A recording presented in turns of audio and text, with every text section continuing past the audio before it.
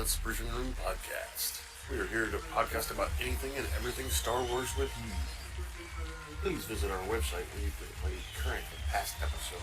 That's https://RABR.us. That's RABR.KAILEJOHANSEN.US.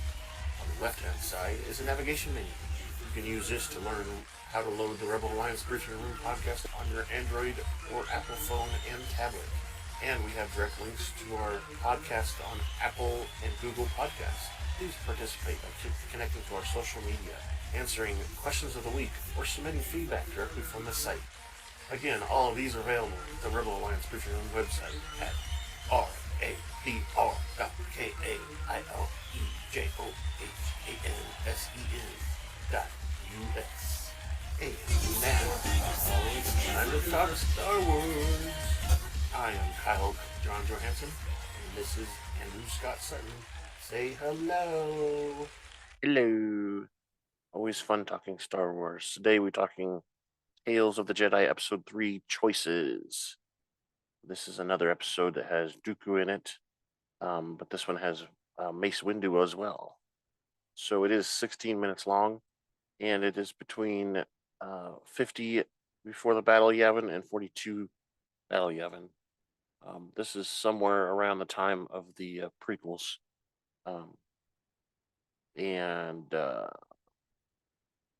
Yeah, just so you know, Battle of Yavin is when the Death Star explodes, and it's like 10 years, 15 years, and after Order 66.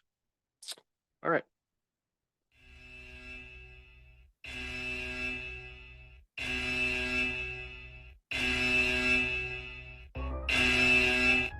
Spoiler alert. Danger. You're about to be spoiled. This is your spoiler alert. We're about to talk candidly and explicitly about some TV shows or movies.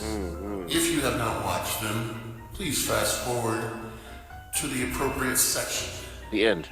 You will not be warned again. No, you won't. Because you will be spoiled.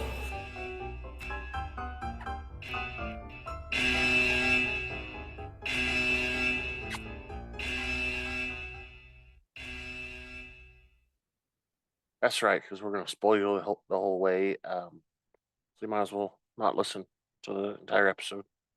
Again, we're talking about Star Wars Tales of the Jedi Episode 3 Choices. Jedi Master Windu and Dooku travel on a T6 shuttle to the planet of Raxus, Secundus. As a ship descends on the planet's atmosphere, Windu asks Dooku if he is satisfied with the account of Master Katris' death that was recorded in the official tablet. Dooku is not satisfied with the Senator Lakari's account and believes there's more to the ambush that killed Mr. Katiri. He also wonders how Senator Larik escaped death. Master Windu asks Dooku why he is concerned with these questions. Dooku responds that the Jedi Council tasked him with returning Master Katiri's body to the Jedi Temple for proper burial. Since they are not members of the Council, Windu reminds Dooku that they cannot involve themselves in local political skirmishes without the authority of the Jedi Council or the Galactic Senate. Dooku responds that Windu's fidelity to the rules is inspiring, but sometimes maddening. The shuttle docks at the landing platform on Raxalon, the capital of Raxus, Secundus. After disembarking, the two Jedis are greeted by several armed soldiers led by Hanel. Windu tells the soldiers that they are here to see the Senator Larik. Hanel expresses condolences for their loss of Master Katiri, saying that she was well respected and will be missed. Officers say that they will lead them to Senator Larik. At his personal residence, Senator Larik tells the Jedi that he was in his Coruscant residence when he was contacted by rebels. Since they were threatening war, Larik decided to return to Raxus and Dulis to hear them out. Master Dooku questions why the senator went without his security detail. Larik claims that he wanted peace on Raxus and was willing to do anything to get it. He says that he confided with Master Katiri about the situation. Larik claims that Katiri refused to let him out of her sight and that she would pay for her life, and she paid for her life. Master Windu asks Larik to lead them to Katiri's body. Dooku then asks if he could first see the place where he and Katiri went to meet this informer. Larik responds by going back to the place that he doesn't want to go back to the place that was traumatizing. One of the guards, Semage, offers to show them the location where the Jedi Master was murdered. He claims that he and his security forces responded to the senator's distress signal. However, Semage claims that they were too late to save Master Katiri. Larik agrees to lead the Jedi. In private, Windu confides with Dooku about his suspects that Larik is hiding something. He suggests reporting back to the council. Dooku is unwilling to leave and asks Windu if he would like Katiri to leave without investigating his death if the roles were reversed. Windu says that he wouldn't want Katiri to not follow protocol. They travel to Senator Larik's starship in the forest clearing with lots of trees and red leaves. Dooku inspects the site in the clearing and also inspects gashes on trees, a blaster bolt on a rock, and Dooku asks Senator Larik about the number of attackers. The senator claims that it happened so fast he could not give an exact number. Larik adds that Master Katiri was attacked upon disembarking from the ship. Dooku and Windu inspect the forest clearing. Windu asks Larik to confirm if the attackers fired upon the Jedi Master immediately. Dooku notices there were no blaster scorch marks on the Senator Larik's ship. Based on Larik's description of the events, Windu reasons that someone fired from the direction of the starship. Dooku remarks that it is rare for a Jedi to succumb to surprise attacks unless it was someone that they trusted. Dooku believes that Larik killed Master Katiri and ignites his blue lightsaber. Windu tells Dooku to stand down. Nervous, Larik tells the Jedi that the guards killed Katiri before he was gunned down from behind. The guards open fire on the Jedi Master, but they deflected their bolts with their lightsabers. The bodyguards are joined by several battle droids which leap from the trees within the forest. The two Jedi Masters fight back with the Force powers and lightsabers, destroying several battle droids. Windu also cuts down a tree with his lightsaber, causing it to crush several droids. The two Jedi disarm and capture Hanel and Semage. When the Jedi demand an explanation, Hanel denounces them as pawns of the Senate. He grabs a pistol and attempts to shoot the Jedi. Dooku strikes Hanel down despite Windu's objections. Then the older guard, Semage, bends down in submission as well. The Jedi interrogate Semage about why he killed Master Larik's.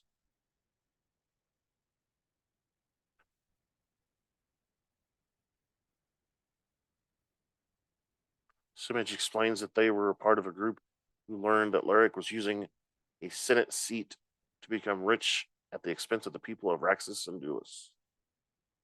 Semage says that Larik was inviting off-world companies to industrialize Raxus land, and he explains that the senator was selling off the planet's land and resources while living in luxury on Coruscant. Dooku accepts the guards lured the senator here, but questions why they killed Katiri while allowing the senator to live. Semage explains that they were going to force Senator Larik to advance their agenda at the next Senate hearing. Windu asks why the guards didn't explained to the proper authorities and a murdered keeper of the peace. Semage describes the Jedi Order as lapdogs for the Senate. While the Jedi claim to promote peace, Semage replies they enforce law and order for rich and powerful. Windu responds that Katiri was a Jedi who would have listened to their concerns. Dooku takes Semage into custody. Later, Dooku visits Semage in prison. Despite regarding Semage's ideology as faulty, he accepts that it does have its points. Semage says that he is surprised to hear from a Jedi. Windu calls for Dooku from a distance. Before leaving, Dooku tells Semage that he does not condone his methods, but respects his rights to defend his planet.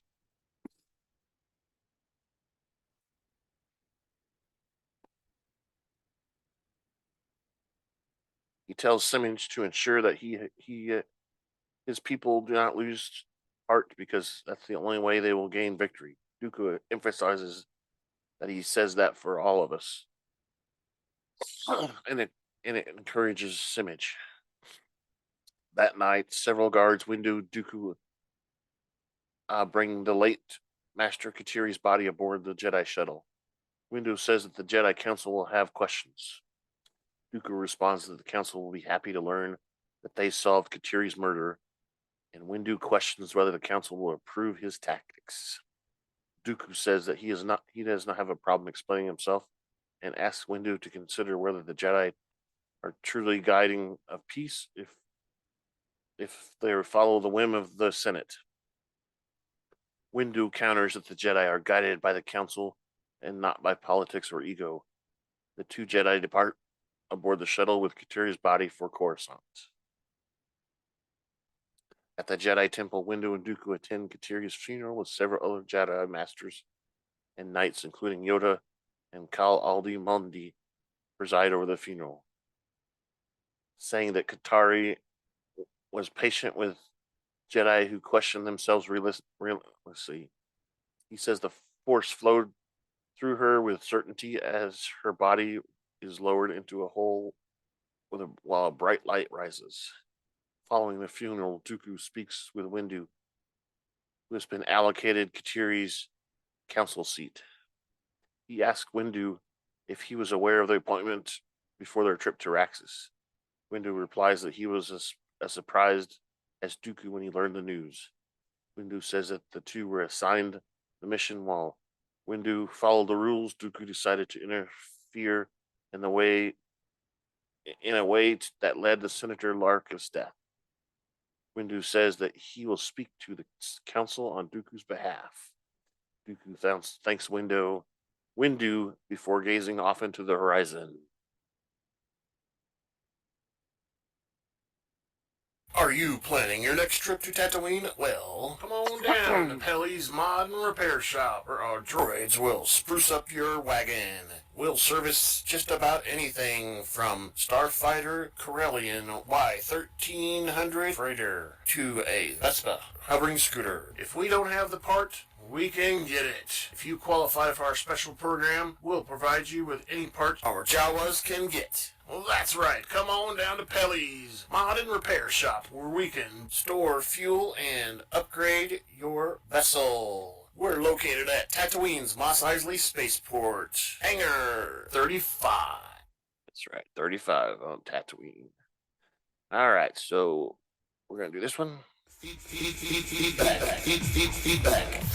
at KyleJohansson.us. That's feedback, KyleJohansen.us. Feedback. That's right. You can send us feedback at that email address, feedback at KyleJohansson.us. You can go onto our website on the left-hand side and click feedback and fill out the form.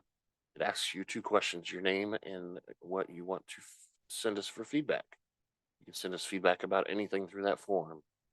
You can also go and answer the question of the week, which this week we're going, for this episode, we're going to do, did Windu not want to investigate Kiri's death because he wanted her council seat?